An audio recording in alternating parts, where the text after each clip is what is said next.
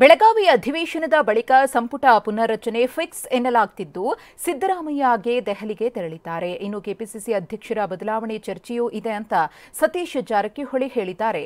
ಇತ್ತ ಜೆಡಿಎಸ್ ಶಾಸಕರನ್ನ ಕಾಂಗ್ರೆಸ್ಗೆ ಸೆಳೆಯಲು ಸಿಪಿವೈ ಕಸರತ್ತು ಮಾಡುತ್ತಿದ್ದಾರೆ. ಇದೆಲ್ಲವನ್ನ ನೋಡೋಣ ಪಾಲಿಟಿಕ್ಸ್ ನ್ಯೂಸ್ ಎಕ್ಸ್‌ಪ್ರೆಸ್‌ನಲ್ಲಿ.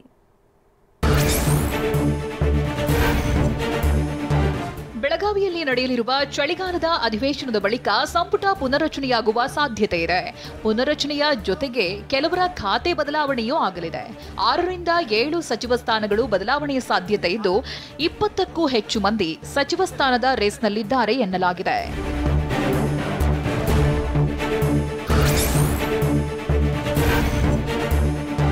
ರಾಜ್ಯದಲ್ಲಿ ಸಂಪುಟ ಪುನರ್ರಚನೆ ಚರ್ಚೆ ಜೋರಾಗಿದೆ. ಈ ನಡುವೆ ಹೈಕಮಾಂಡ್ ಅಂಗಳದಲ್ಲಿ ರಾಜಕೀಯ ಚಟುವಟಿಕೆಯೂ ಗರಿಗೆದರಿದೆ.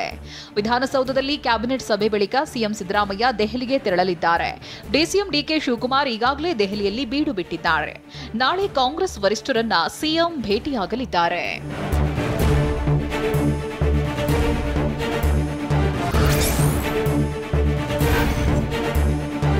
ಸಂಪುಟ ಪುನರ್ರಚನೆ ಹಾಗೂ ಕೆಪಿಸಿಸಿ ಅಧ್ಯಕ್ಷರ ಬದಲಾವಣೆ ಚರ್ಚೆ ಇದೆ ಅಂತ ಬೆಂಗಳೂರಿನಲ್ಲಿ ಸಚಿವ ದಿನೇಶ್ ಗುಂಡೂರಾವ್ ಹೇಳಿದ್ದಾರೆ. ಈಗಾಗಲೇ ಡಿಕೆ ಕೆಪಿಸಿಸಿ ಅಧ್ಯಕ್ಷರಾಗಿ 5 ವರ್ಷವಾಗ್ತಾ ಇದೆ. ಅಧ್ಯಕ್ಷರಾಗಿ ಡಿಕೆ ಮುಂದುವರೆದ್ರೂ ಸಂತೋಷ. ಆದರೆ ಡಿಕೆಗೆ ಬೇರೆ ಕೆಲಸದ ಹೊರೆ ಇರೋದ್ರಿಂದ ಫುಲ್ ಟೈಮ್ ಯಾರಾದರೂ ಅಧ್ಯಕ್ಷರಾದ್ರೆ ಒಳ್ಳೆಯದು ಅಂದಿದ್ದಾರೆ. ಅಧ್ಯಕ್ಷರು ಬದಲಾವಣೆ ಆಗ್ತಕ್ಕಂಥದ್ದಕ್ಕೆ ಕೆಲವು ಕಡೆಯಿಂದ ಮಾತುಗಳಿದೆ. ಯಾಕಂತ ಹೇಳಿದ್ರೆ ಶಿವಕುಮಾರ್ ಅವರು ಬಹಳ ಒಳ್ಳೆ ಕೆಲಸ ಮಾಡಿ ಅಧ್ಯಕ್ಷರಾಗಿ ನಮ್ಮ ಪಕ್ಷವನ್ನು ಕಟ್ಟಿದ್ದಾರೆ, ಅಧಿಕಾರ ಕೂಡ ತಗೊಂಡ್ಬಂದಿದ್ದಾರೆ ಮತ್ತು ಹಗಲು ರಾತ್ರಿ ಕೆಲಸ ಮಾಡ್ತಾ ಇದ್ದಾರೆ. ಅದ್ರ ಬಗ್ಗೆ ಎರಡು ಮಾತಿಲ್ಲ. ಆದರೆ ಅವ್ರದ್ದು ಕೂಡ ಈಗ ಸುಮಾರು 5 ವರ್ಷಕ್ಕಿಂತ ಹೆಚ್ಚಾಗ್ತಾ ಇದೆ ಅವರು ಅಧ್ಯಕ್ಷರಾಗಿ. ಅವ್ರಿಗೂ ಕೂಡ ಬೇರೆ ಬೇರೆ ಕೆಲಸ ಕಾರ್ಯಗಳು ಬಹಳಷ್ಟು ಇದೆ. ಅದರಿಂದ ಅವರು ಮುಂದುವರೆದರೂ ನಮಗೇನು ಸಮಸ್ಯೆ ಇಲ್ಲ. ಆದರೆ ಯಾರಾದೊಬ್ಬರು ಪೂರ್ತಿ ಅವಧಿ ಅವ್ರು ಪೂರ್ತಿಯಾದಂಥ ಸಮಯ ಅಧ್ಯಕ್ಷರಿಗೆ ಕೊಟ್ಟು ಕೆಲಸ ಮಾಡ್ತಕ್ಕಂಥದ್ದು ಮಾಡೋದು ಕೂಡ ಅದು ಕೂಡ ತಪ್ಪಲ್ಲ. ಅದನ್ನು ಯಾವ ರೀತಿಯಾಗಿ ತೀರ್ಮಾನ ಆಗುತ್ತೆ ನೋಡೋಣ. ಸಂಪುಟ ಪುನರ್ರಚನೆ ಬಗ್ಗೆ ನನಗೆ ಗೊತ್ತಿಲ್ಲ ಅಂತ ಗೃಹ ಸಚಿವ ಪರಮೇಶ್ವರ್ ಹೇಳಿದ್ದಾರೆ. ಡಿಕೆ ಶಿವಕುಮಾರ್ ಯಾಕೆ ದೆಹಲಿಗೆ ಹೋಗಿದ್ದಾರಂತ ಗೊತ್ತಿಲ್ಲ. ಇಂದು ಸಿಎಂ ಸಿದ್ದರಾಮಯ್ಯ ಕೂಡ ದೆಹಲಿಗೆ ಹೋಗ್ತಿದ್ದಾರೆ. ಸಂಪುಟ ಪುನರ್ರಚನೆ ಬಗ್ಗೆ ಚರ್ಚೆ ಮಾಡಬಹುದೇನೋ ಎಂದಿದ್ದಾರೆ. ಹೈಕಮಾಂಡ್ ಅವ್ರ ಜೊತೆ ಚರ್ಚೆ ಮಾಡಿ ಸಂಪುಟದ ರಿಷಫಲ್ ಬಗ್ಗೆ ಪುನರ್ರಚನೆ ಬಗ್ಗೆ ಏನಾದರೂ ಮಾತಾಡ್ತಾರೆ, ಗೊತ್ತಿಲ್ಲ. ಅದ್ರ ಜೊತೆಗೆ ಪ್ರದೇಶ್ ಕಾಂಗ್ರೆಸ್ ಸಮಿತಿ ಅಧ್ಯಕ್ಷರನ್ನು ಕೂಡ ಬದಲಾಯಿಸಬೇಕು ಅನ್ನೋದೊಂದು ಕೂಗು ಅಲ್ಲಲ್ಲೇ ಮಾತಾಡೋದನ್ನು ಕೂಡ ನಾವು ಹೇಳಿದ್ದೇವೆ. ಜೆಡಿಎಸ್ ಶಾಸಕರನ್ನ ಕಾಂಗ್ರೆಸ್ನತ್ತ ಸೆಳೆಯಲು ಶಾಸಕ ಸಿಪಿ ಯೋಗೇಶ್ವರ್ ಭಾರೀ ಕಸರತ್ತು ನಡೆಸುತ್ತಿದ್ದಾರೆ ಎನ್ನಲಾಗಿದೆ. ಜೆಡಿಎಸ್ ಮಾಜಿ ಹಾಗೆ ಹಾಲಿ ಶಾಸಕರ ಸಂಪರ್ಕಕ್ಕೆ ಸಿಪಿವೈ ಯತ್ನಿಸಿದ್ದಾರೆ ಎನ್ನುವ ಚರ್ಚೆಗಳು ಜೋರಾಗಿದೆ. ಕಾಂಗ್ರೆಸ್ ಸೇರಲು ಸೂಕ್ತ ಸ್ಥಾನಮಾನದ ಜೊತೆಗೆ ಮುಂದಿನ ಚುನಾವಣೆ ಟಿಕೆಟ್ ಭರವಸೆಯನ್ನು ನೀಡಲಾಗುತ್ತಿದೆ ಎನ್ನಲಾಗಿದೆ.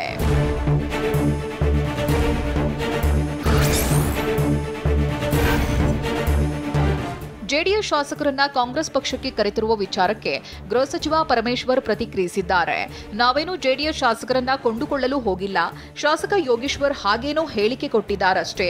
ಜೆಡಿಎಸ್ನವರು ಗಂಭೀರವಾಗಿ ಪರಿಗಣಿಸುವ ಅಗತ್ಯವಿಲ್ಲ ಎಂದಿದ್ದಾರೆ. ಯಾರು ಅವ್ರನ್ನ ಕೊಂಡ್ಕೊಳ್ಳಕ್ ಹೋಗಿಲ್ವಲ್ಲ.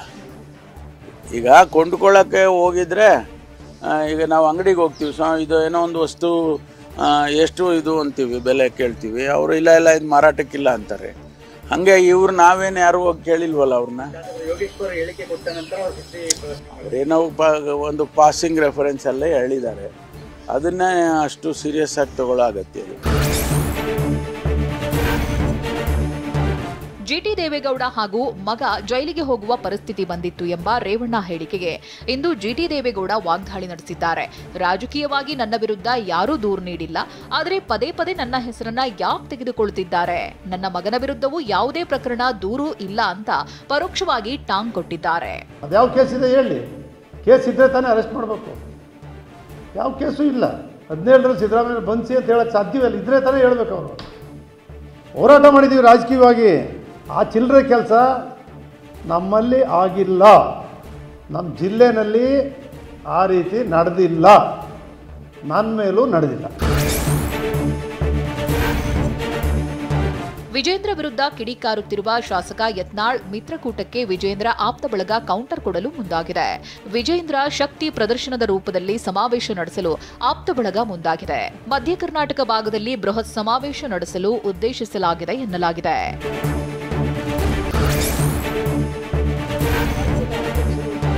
ಬಿಜೆಪಿಯಲ್ಲಿ ತಾರಕಕ್ಕೇರಿರುವ ಬಣ ಬಡಿದಾಟಕ್ಕೆ ಮಾಜಿ ಸಿಎಂ ಡಿವಿ ಸದಾನಂದಗೌಡ ಬೇಸರ ಹೊರಹಾಕಿದ್ದಾರೆ. ಬಿಜೆಪಿ ರಾಜ್ಯಾಧ್ಯಕ್ಷರನ್ನ ನೇಮಕ ಮಾಡಿದ್ದ ಹೈಕಮಾಂಡ್ ವಿರೋಧ ಮಾಡುವವರು ದೆಹಲಿಗೆ ಹೋಗಿ ಮಾತನಾಡಬೇಕು, ಅದು ಬಿಟ್ಟು ಬೀದರ್ನಲ್ಲಿ ನಿಂತು ತಮಟೆ ಬಾರಿಸುತ್ತಿದ್ದಾರೆ ಅಂತ ಯತ್ನಾಳ್ ಮತ್ತು ತಂಡದ ವಿರುದ್ಧ ಸದಾನಂದಗೌಡ ಪರೋಕ್ಷವಾಗಿ ವಾಗ್ದಾಳಿ ನಡೆಸಿದ್ದಾರೆ. ರಾಜ್ಯದ ಅಧ್ಯಕ್ಷರು ಅಂತ ಹೇಳುವಂಥವರನ್ನು ನಾವು ಒಪ್ಪಿಕೊಳ್ಳಬೇಕು. ನಾವು ರಾಷ್ಟ್ರೀಯ ನಾಯಕರು ಮಾಡಿದಂಥ ತೀರ್ಮಾನಗಳನ್ನು, ಅದು ವಿರೋಧ ಪಕ್ಷದ ನಾಯಕರಿರ್ಬೋದು, ರಾಜ್ಯದ ಅಧ್ಯಕ್ಷ ಇರ್ಬೋದು, ಒಮ್ಮೆ ಅಲ್ಲಿಂದ ಅನೌನ್ಸ್ ಆದ ಮೇಲೆ ಅವರು ನಮ್ಮ ಅಧ್ಯಕ್ಷರು. ಸರಿಯಾ ತಪ್ಪ? ಅವರು ತಪ್ಪಾದರೆ ನಾವು ಅಲ್ಲಿಯೇ ಹೋಗಿ ಹೇಳಬೇಕು, ಬೇರೆ ಕಡೆ ಹೇಳಿ ಅದನ್ನು ಇಲ್ಲಿ ಬೀದಿಯಲ್ಲಿ ಇಳಿದು ಬೀದರ್ನ ಯಾವುದೋ ಒಂದು ಗ್ರಾಮದ ಮಾರ್ಗದಲ್ಲಿ, ಅದು ಕೂಡ ರಸ್ತೆ ಗುಂಡಿಗಳನ್ನು ಮುಚ್ಚದಂಥ ಕಾಂಗ್ರೆಸ್ನ ಆ ಮಾರ್ಗದಲ್ಲಿ ಹೋಗಿ ನಾವು ಹೇಳುವಂಥ ಅಗತ್ಯಗಳಿಲ್ಲ. ಜಾರ್ಖಂಡ್ನ 14ನೇ ಸಿಎಂ ಆಗಿ ಹೇಮಂತ್ ಸೊರೇನ್ ಪದಗ್ರಹಣ.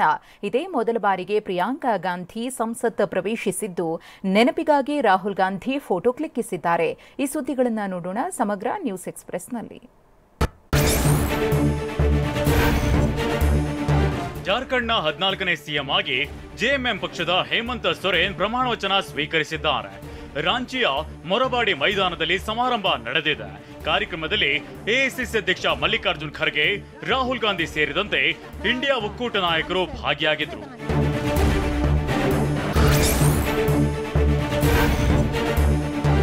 ವಯನಾಡು ಲೋಕಸಭಾ ಕ್ಷೇತ್ರದ ನೂತನ ಸಂಸದೆಯಾಗಿ ಆಯ್ಕೆಯಾಗಿರುವ ಪ್ರಿಯಾಂಕಾ ಗಾಂಧಿ ವಾದ್ರಾ ಇಂದು ಲೋಕಸಭೆಯಲ್ಲಿ ಪ್ರಮಾಣ ವಚನ ಸ್ವೀಕರಿಸಿದ್ದಾರೆ. ಕೇರಳದ ಸಾಂಪ್ರದಾಯಿಕ ಕಸುವು ಸಾರಿ ಹುಟ್ಟಿದ ಪ್ರಿಯಾಂಕಾ ಗಾಂಧಿ ಕೈಯಲ್ಲಿ ಸಂವಿಧಾನದ ಪ್ರತಿ ಹಿಡಿದು ಪ್ರಮಾಣ ವಚನ ಸ್ವೀಕರಿಸಿದ್ದು ಗಮನ ಸೆಳೆಯಿತು.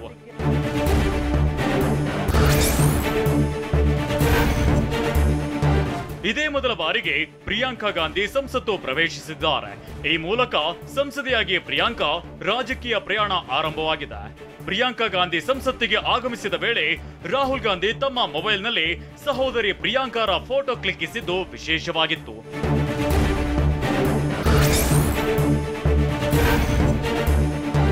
ಫೆಂಗಲ್ ಚಂಡಮಾರುತ ಅಪ್ಪಳಿಸಲು ಕೌಂಟ್ಡೌನ್ ಶುರುವಾಗಿದೆ. ನಾಡಿದ್ದು ತಮಿಳುನಾಡು ಕರಾವಳಿಗೆ ಫೆಂಗಲ್ ಚಂಡಮಾರುತ ಪ್ರವೇಶಿಸಲಿದೆ.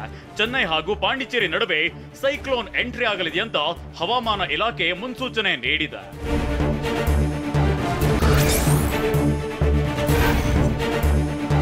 ಚಂಡಮಾರುತದಿಂದಾಗಿ ತಮಿಳುನಾಡಿನ ಕರಾವಳಿಯಲ್ಲಿ ಭಾರಿ ಮಳೆ, ಪ್ರಬಲ ಗಾಳಿ, ಸಮುದ್ರ ಉದ್ವಿಗ್ನಗೊಳ್ಳುವ ಸಾಧ್ಯತೆ ಇದೆ ಅಂತ ಎಚ್ಚರಿಕೆಯನ್ನ ನೀಡಲಾಗಿದೆ.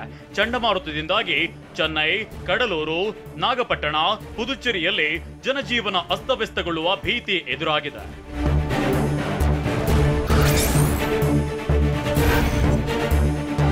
ದೆಹಲಿಯ ಪ್ರಶಾಂತ್ ವಿಹಾರ್ ಪ್ರದೇಶದಲ್ಲಿ ಸ್ಫೋಟ ಸಂಭವಿಸಿದೆ. ಸ್ಥಳೀಯರಿಗೆ ಸ್ಫೋಟದ ಸದ್ದು ಕೇಳಿದ ತಕ್ಷಣ ಪೊಲೀಸರಿಗೆ ಮಾಹಿತಿ ನೀಡಿದ್ದಾರೆ. ಸ್ಫೋಟದಲ್ಲಿ ಒಬ್ಬನಿಗೆ ಗಾಯವಾಗಿರುವ ಬಗ್ಗೆ ವರದಿಯಾಗಿದೆ.